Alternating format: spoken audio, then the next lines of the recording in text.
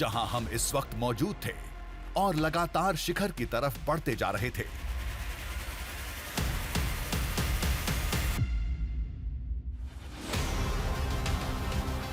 कहते हैं चोटी के पास ही वो हिस्सा है जहां अद्भुत जड़ी बूटियां उगती हैं।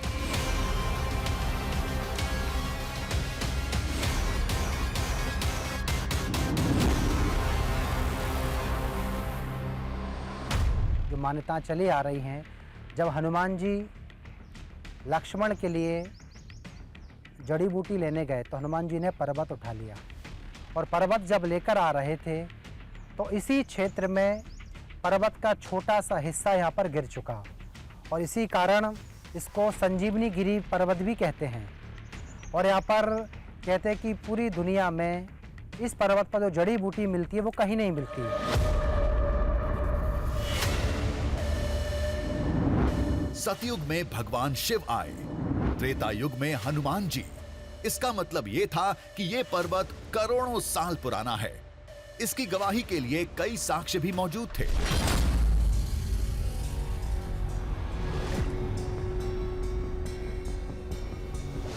जैसे ये विशाल वृक्ष देखने में बरगद जैसा था, लेकिन उम्र हजारों साल पुरानी।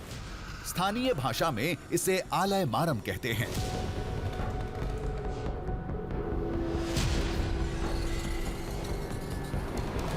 इस पेड़ में पता नहीं कितनी शाखाएं हैं, इसे गिन पाना बहुत मुश्किल है।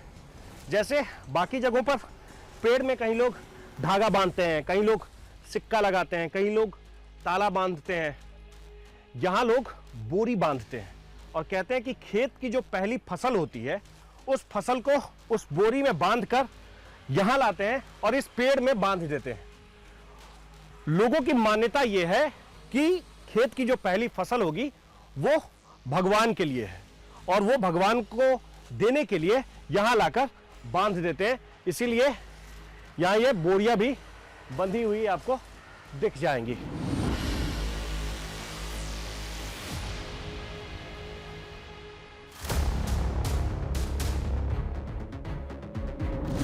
चढ़ाई के मार्ग में कई पुराने शिवधाम के अवशेष भी थे, जो ये बता रहे थे कि सैकड़ों साल पहले भी यहां शिव भक्त की धारा बहती थी।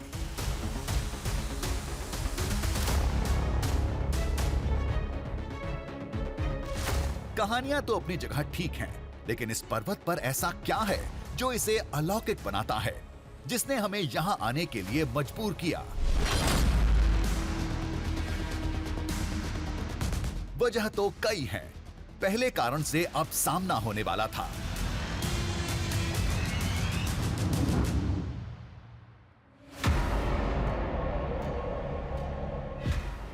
जब सैकड़ों साल पहले ये पर्वत नंदी की पीठ पर रखे शिवलिंग की तरह दिखता था, तब ये वो हिस्सा था जहां नंदी की पीठ हुआ करती थी।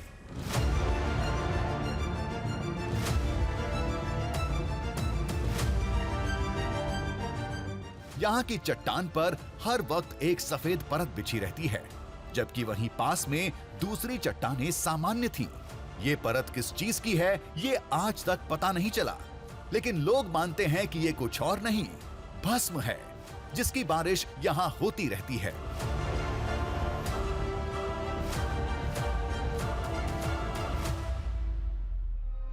जैसे किसी भी शिव मंदिर के बाहर आपको नंदी दिखेंगे, वैसे ही यहाँ भी पर्वतामलाई चोटी के ठीक सामने एक पर्वत है, एक पहाड़ है।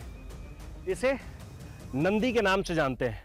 नंदी मलाई के नाम से भी लोग इसे पुकारते हैं और कहते हैं कि नंदी महादेव का यहाँ इंतजार कर रहे हैं। और ऐसा माना जाता है कि प्राकृतिक रूप से इनके ऊपर अपने आप भभूत की बारिश होती है।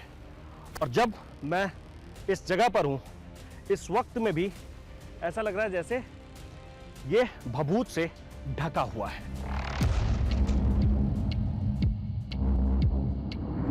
महादेव का भभूत से बहुत गहरा नाता है।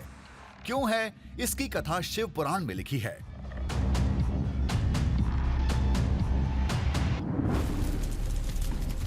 ये उस समय की बात है जब सती ने खुद को अग्नि के हवाले कर दिया था।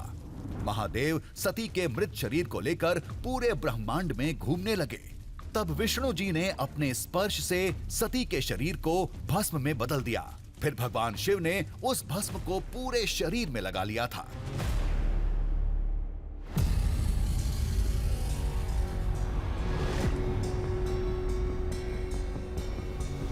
पर्वत के जिस शिखर पर भगवान शिव के चरण रखने का दावा होता है, उसकी एक चोटी पर भस्म की बारिश का दावा हैरत में डालता है।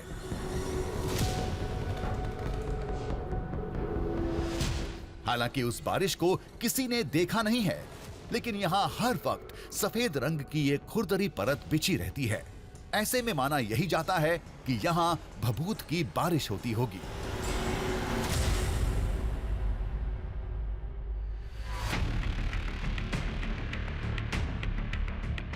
अभी तो हमने पहला ही पड़ाव पार किया था। कहानी का चरम और चोटी दोनों अभी दूर थे। पर्वतमलाई चोटी की ऊंचाई तकरीबन 4,500 फीट बताई जाती है। कहते हैं कि उससे पहले 4,000 सीढ़ियों को पार करना होता है और उसके बाद दुर्गम रास्ता शुरू हो जाता है।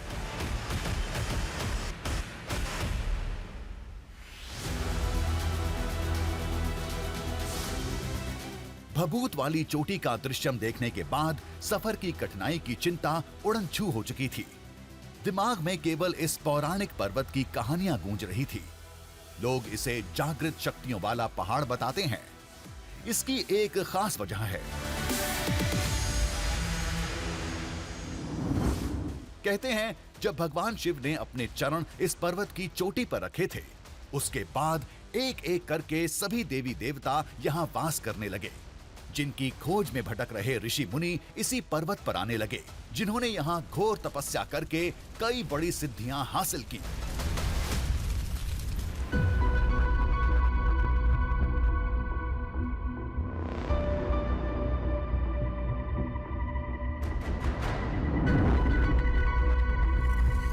यही वजह है कि पहाड़ के हर कोने में सभी देवी देवताओं के मंदिर मौजूद हैं, जिसे कभी ऋषियों ने तैयार किया था, बाद के राजाओं ने संवारा और आज भी इन्हें संभाल कर रखा गया है।